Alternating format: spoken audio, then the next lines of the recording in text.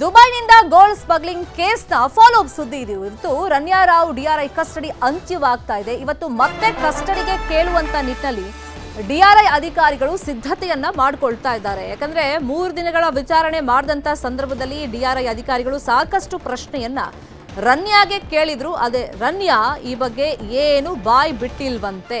Smuggling ಹಿಂದೆ ಯಾರ್ಯಾರ ಕೈವಾಡ ಇದೆ ಅಂತ ಹೇಳಿ ಅಧಿಕಾರಿಗಳಿಗೆ ಸ್ಪಷ್ಟವಾದಂತ ಮಾಹಿತಿಯನ್ನ ಆಕೆ ಹೇಳ್ತಾ ಇಲ್ಲ.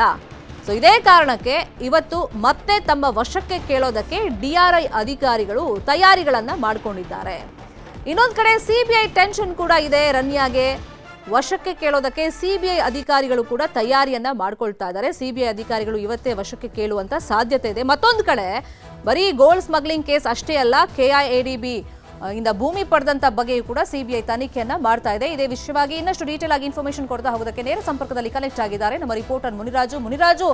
ಈಗ ಎರಡೆರಡು ಕೇಸ್ನ ಸಂಕಷ್ಟ, ಒಂದ್ ಕಡೆ ಭೂಮಿ ಹೆಂಗ್ ಪಡೆದ್ರು, ಯಾರು ಕೊಟ್ರು ಈಕೆಯ ಕಂಪನಿಗೆ ಅಂತ ಒಂದ್ ಪ್ರಶ್ನೆ ಆದ್ರೆ, ಮತ್ತೊಂದ್ ಕಡೆ ಗೋಲ್ಡ್ ಸ್ಮಗ್ಲಿಂಗ್ ಕೇಸ್. ಈಗ ಡಿಆರ್ಐ ಅಧಿಕಾರಿಗಳು ವಿಚಾರಣೆ ಮಾಡಿದಾಗ ಏನೂ ಮಾಹಿತಿ ಬಾಯ್ಬಿಟ್ಟಿಲ್ಲ. ಸೊ ಇವತ್ತು ಸಿಬಿಐ ಅಧಿಕಾರಿಗಳು ಕಸ್ಟಡಿ ಕೇಳ್ತಾರ, ಡಿಆರ್ಐ ಅಧಿಕಾರಿಗಳು ಕೇಳ್ತಾರ, ಏನಾಗ್ಬೋದು?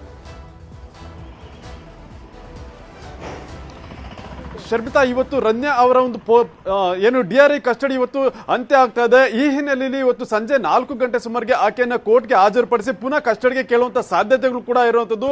ಯಾಕಂದ್ರೆ ಇದು ದೊಡ್ಡ ಮಟ್ಟದ ಒಂದು ಜಾಲ ಈ ಒಂದು ಗೋಲ್ಡ್ ಸ್ಮಗ್ಲಿಂಗ್ ಇಂದ ಇರೋದ್ರಿಂದ ಅದನ್ನ ಸಂಪೂರ್ಣವಾಗಿ ಬಯಲುಗೆಳಬೇಕಾದಂತ ಒಂದು ಹೊಣೆಗಾರಿಕೆ ಡಿಆರ್ಐ ಮತ್ತೆ ಸಿಬಿಐ ಎರಡೂ ತಂಡಗಳ ಮೇಲೆ ಇದೆ. ಮತ್ತೆ ಇದೇ ಸಂದರ್ಭದಲ್ಲಿ ಸರ್ಕಾರದಿಂದ ಆಕೆಗೆ ಒಂದು ಭೂಮಿ ಕೂಡ ಮಂಜೂರಾಗಿರೋದ್ರಿಂದ ಈಗ ಅಧಿಕಾರಿಗಳು ಅದನ್ನು ಕೂಡ ಪರಿಶೀಲನೆ ಮಾಡೋದಕ್ಕೆ ಮುಂದಾಗ್ತಾ ಇರೋದು. ಯಾಕಂದ್ರೆ ಈಕೆ ಗೋಲ್ಡ್ ಸ್ಮಗ್ಲಿಂಗ್ ಕೇಸಲ್ಲಿ ಆರೋಪಿಯಾಗಿರುವಂತ ಒಬ್ಬ ಆರೋಪಿಗೆ 2023ರಲ್ಲಿ ಯಾವ ರೀತಿ ಒಂದು ಏನು ಭೂಮಿಯನ್ನ ಒಂದು ವರ್ಗಾವಣೆ ಮಾಡಲಾಗಿತ್ತು ಅನ್ನೋದ್ರ ಬಗ್ಗೆ ಕೂಡ ಒಂದು ತನಿಖೆಯನ್ನು ಮಾಡುವಂತ ಸಾಧ್ಯತೆ ಇದೆ. ಅದಕ್ಕೆ ಯಾರಾದ್ರೂ ಪ್ರಭಾವಿಗಳು ಯಾರಾದ್ರೂ ಅದಕ್ಕೆ ಇನ್ಫ್ಲೂಯೆನ್ಸ್ ಏನಾದ್ರು ಬಳಸಿದ್ರ, ಮತ್ತೆ ಯಾರಾದ್ರೂ ಒತ್ತಡ ರೀತಿ ಒಂದು ಜಮೀನನ್ನ ಒಂದು ಆಕೆಗೆ ಏನು ಕೊಡುವಂತ ಕೆಲಸವನ್ನು ಮಾಡಿದ್ರ ಅನ್ನೋದ್ರ ಬಗ್ಗೆ ತನಿಖೆಯನ್ನು ಕೂಡ ಮಾಡೋದಕ್ಕೆ ಈಗ ಸಿಬಿಐ ಇರಬಹುದು ಮತ್ತೆ ಡಿಆರ್ಐ ಅಧಿಕಾರಿಗಳು ಮುಂದಾಗುವಂತ ಸಾಧ್ಯತೆ ಇದೆ.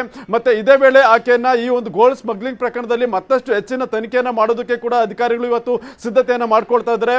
ಯಾಕಂದ್ರೆ ಆಕೆಯ ಮೊಬೈಲ್ ಫೋನ್ ನಲ್ಲಿ ಸಾಕಷ್ಟು ಕಾಂಟ್ಯಾಕ್ಟ್ಸ್ ಇದಾವೆ. ಮತ್ತೆ ಅದರಲ್ಲಿ ವಿದೇಶಗಳ ಜೊತೆ ಒಂದು ಸಂಪರ್ಕ ಮಾಡಿರುವಂತಹ ವ್ಯಕ್ತಿಗಳು ಯಾರಿದ್ರೆ ಅವರನ್ನು ಕೂಡ ಒಂದು ಪರಿಶೀಲನೆ ಮಾಡಬೇಕಾಗುತ್ತೆ. ಅವರ ಹಿನ್ನೆಲೆ ಮತ್ತೆ ಅವರ ಒಂದು ಜಾಲವನ್ನು ಕೂಡ ಪತ್ತೆ ಹಚ್ಚುವಂತ ಏನು ಅವಶ್ಯಕತೆ ಇದೆ. ಆ ಸಲುವಾಗಿ ಆಕೆಯನ್ನ ಪುನಃ ಕಸ್ಟಡಿಗೆ ಕೇಳುವಂತ ಸಾಧ್ಯತೆಗಳು ಕೂಡ ಇದೆ. ಮತ್ತೆ ಇವತ್ತು ಸಿಬಿಐ ಅಧಿಕಾರಿಗಳು ಕೂಡ ಆಕೆಯನ್ನ ಕಸ್ಟಡಿಗೆ ಕೇಳುವಂತ ಸಾಧ್ಯತೆ ಇದೆ. ಯಾಕಂದ್ರೆ ಅವರು ಕೂಡ ಈ ಒಂದು ಪ್ರಕರಣದ ಒಂದು ತನಿಖೆಯನ್ನ ನಡೆಸ್ತಾ ಇರೋದ್ರಿಂದ ಎರಡೂ ತಂಡಗಳಿಂದ ಆಕೆಯನ್ನ ವಿಚಾರಣೆ ಮಾಡುವಂತ ಅವಶ್ಯಕತೆ ಇರೋದ್ರಿಂದ ಪುನಃ ಕಸ್ಟಡಿಗೆ ಕೇಳುವಂತ ಸಾಧ್ಯತೆಗಳು ಹೆಚ್ಚಾಗಿದೆ. ಶರ್ಮಿತಾ, ಥ್ಯಾಂಕ್ ಯು ಮುನಿ ತಮ್ಮೆಲ್ಲ ಇನ್ಫಾರ್ಮೇಶನ್ಗೆ.